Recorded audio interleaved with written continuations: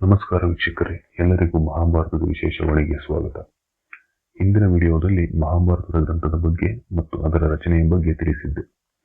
ಇಂದು ಮಹಾಭಾರತದ ರಚನಾಕಾರರಾದ ವೇದವ್ಯಾಸರ ಜನನ, ಅವರ ತಂದೆ ತಾಯಿ ಮತ್ತು ಅವರ ಪೂರ್ವಜನ್ಮದ ಬಗ್ಗೆ ತಿಳಿಯೋಣ. ವ್ಯಾಸರು ಮೂಲತಃ ನಾರಾಯಣನ ಅಂಶದಿಂದಲೇ ಜನಿಸಿದವರು. ಇವರ ತಂದೆ ಪರಾಶರ ಮಹರ್ಷಿಗಳು ಮತ್ತು ತಾಯಿ ಸತ್ಯವತಿ. ಪರಾಶರ ಮಹರ್ಷಿಗಳು ವಸಿಷ್ಠ ಮಹರ್ಷಿಗಳ ಮೊಮ್ಮಗ. ವಸಿಷ್ಠ ಮಹರ್ಷಿಗಳು ಬ್ರಹ್ಮನ ಮಗನಾಗಿದ್ದಾರೆ. ವ್ಯಾಸರು ಪರಾಶರ ಮಹರ್ಷಿಗಳ ಏಕೈಕ ಮಗ. ಇವರು ಪರಮೇಶ್ವರನ ವರಪ್ರಸಾದದಿಂದ ಜನಿಸಿದವರು. ಇವರ ತಾಯಿ ಸತ್ಯವತಿ. ಈಕೆ ಮುಂದೆ ಕುರುವಂಶಸ್ಥ ಶಂತನುವನ್ನು ಮದುವೆಯಾಗುತ್ತಾರೆ. ಈಕೆ ಕುರುಪಾಂಡವರ ಅಜ್ಜಿಯೂ ಕೂಡ ಆಗಿದ್ದಾರೆ. ಪರಾಶರ ಮುನಿಗಳು ಯಮುನಾ ನದಿಯ ದಡದಲ್ಲಿ ಸಂಚರಿಸುತ್ತಿರುವಾಗ ಸತ್ಯವತಿಯನ್ನು ನೋಡುತ್ತಾರೆ. ಈಕೆ ಯಮುನಾ ನದಿಯಲ್ಲಿ ದೋಣಿಯನ್ನು ನಡೆಸುತ್ತಾ ಪ್ರವಾಸಿಗರನ್ನು ದಡದಿಂದ ದಡಕ್ಕೆ ಸಾಗಿಸುವ ಕೆಲಸ ಮಾಡಿಕೊಂಡು ತಂದೆ ದಾಶರಾಜನಿಗೆ ಸಹಾಯ ಮಾಡುತ್ತಿರುತ್ತಾರೆ. ಈಕೆ ಮೀನುಗಾರರ ಜೊತೆ ವಾಸಿಸುತ್ತಿದ್ದರಿಂದ ಈಕೆಯ ದೇಹ ಮೀನಿನ ವಾಸನೆಯನ್ನು ಹೊರಸೂಸುತ್ತಿತ್ತು.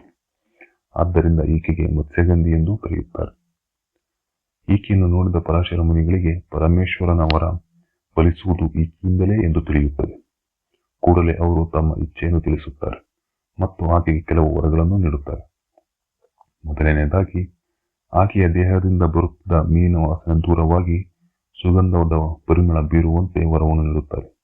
ಆದ್ದರಿಂದ ಈಕೆಗೆ ಗಂಧವತಿ ಎಂದು ಮತ್ತು ಪರಿಮಳವು ಯೋಜನೆಗಳಷ್ಟು ದೂರ ಹರಡುತ್ತಿದ್ದರಿಂದ ಯೋಜನಗಂಧಿ ಎಂದು ಕರೆಯುತ್ತಾರೆ.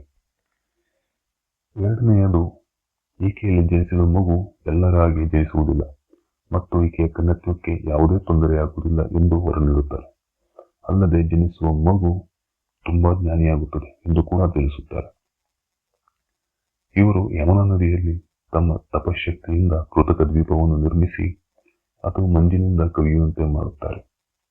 ಹೀಗೆ ಪರಾಶರ ಮುನಿ ಮತ್ತು ಸತ್ಯವತಿಗೆ ದ್ವೀಪದಲ್ಲಿ ಜನಿಸಿದ ಮಗುವೆ ವೇದವ್ಯಾಸರು. ಇವರು ದ್ವೀಪದಲ್ಲಿ ಜನಿಸಿದ್ದರಿಂದ ಮತ್ತು ಹುಟ್ಟು ಕಪ್ಪು ಬಣ್ಣದವರಾಗಿದ್ದರಿಂದ ಇವರಿಗೆ ಕೃಷ್ಣ ದ್ವೈಪಾಯನ ಎಂದು ಕರೆಯುತ್ತಾರೆ. ಇವರು ಪರಾಶರ ಮುನಿಯ ಮಗನಾಗಿದ್ದರಿಂದ ಇವರಿಗೆ ಪಾರಶರ್ಯ ಎಂಬ ಹೆಸರು ಇದೆ. ಇವರು ಹುಟ್ಟಿದ ಕೂಡಲೇ ಬಾಲ್ಯಾವಸ್ಥೆಗೆ ಅಥವಾ ಪ್ರೌಢಾವಸ್ಥೆಗೆ ತಲುಪುತ್ತಾರೆ. ತನ್ನ ತಾಯಿ ಸತ್ಯವತಿಗೆ ಕೈ ಮುಗಿದು ನಮಸ್ಕರಿಸಿ ನನಗೆ ತಪಸ್ಸಿಗೆ ತೆರಳಲು ಅನುಮತಿ ಮಾಡಿಕೊಡಬೇಕೆಂದು ಮತ್ತು ಯಾವಾಗ ನೆನಪಿಸಿಕೊಳ್ಳುತ್ತೀರೋ ಆ ಕ್ಷಣದಲ್ಲೇ ಬಂದು ನಿಮ್ಮ ಕಾರ್ಯಗಳನ್ನು ಮತ್ತು ಇಚ್ಛೆಯನ್ನು ನೆರವೇರಿಸುತ್ತೇನೆಂದು ಮಾತು ಕೊಟ್ಟು ತಂದೆ ಪರಾಶರ ಮುನಿಗಳ ಜೊತೆಗೆ ತಪಸ್ಸಿಗೆ ತೆರಳುತ್ತಾರೆ. ಇದು ವ್ಯಾಸರ ಜನನದ ಮಾಹಿತಿ. ಇವರು ತಮ್ಮ ವಿದ್ಯಾಭ್ಯಾಸವನ್ನು ಮತ್ತು ಜ್ಞಾನವನ್ನು ಸ್ವತಃ ನಾರದರು, ಬ್ರಹ್ಮದೇವರು ಮತ್ತು 4 ಕುಮಾರರಿಂದಲೂ ಪಡೆಯುತ್ತಾರೆ. ಇವರು ಅಖಂಡ ವೇದಗಳನ್ನು ವಿಭಾಗಿಸುತ್ತಾರೆ. ಆದ್ದರಿಂದ ಇವರಿಗೆ ವೇದವ್ಯಾಸ ಎಂದು ಕರೆಯುತ್ತಾರೆ. ವ್ಯಾಸರಿಗೆ ಹುಟ್ಟಿನಿಂದಲೇ ವೇದ ಉಪನಿಷತ್ಗಳು ಜನ್ಮಜಾತವಾಗಿ ಬಂದಿರುತ್ತವೆ.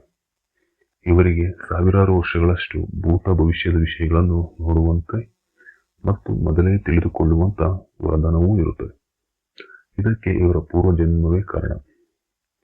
ಇವರು ತಮ್ಮ ಪೂರ್ವಜನ್ಮದ ಬಗ್ಗೆ ತಮ್ಮ ಶಿಷ್ಯರಾದ ವೈಶಂಪಾಯನ, ಜೈಮಿನಿ, ಸುಮಂತ ಮುಂತಾದವರಿಗೆ ಸ್ವತಃ ತಾವೇ ಹೇಳಿದ್ದಾರೆ. ವ್ಯಾಸರು ಪೂರ್ವಜನ್ಮದಲ್ಲಿ ಅಪಾಂತರತಮ ಎಂಬ ಋಷಿಗಳಾಗಿ ಸ್ವತಃ ನಾರಾಯಣನಿಂದಲೇ ಜನಿಸಿರುತ್ತಾರೆ. ನಾರಾಯಣನು ಸರಸ್ವತಿಯನ್ನು ಕರೆದಾಗ ಆ ಶಬ್ದೋಚ್ಚಾರದಿಂದ ಇವರ ಜನನವಾಗುತ್ತದೆ.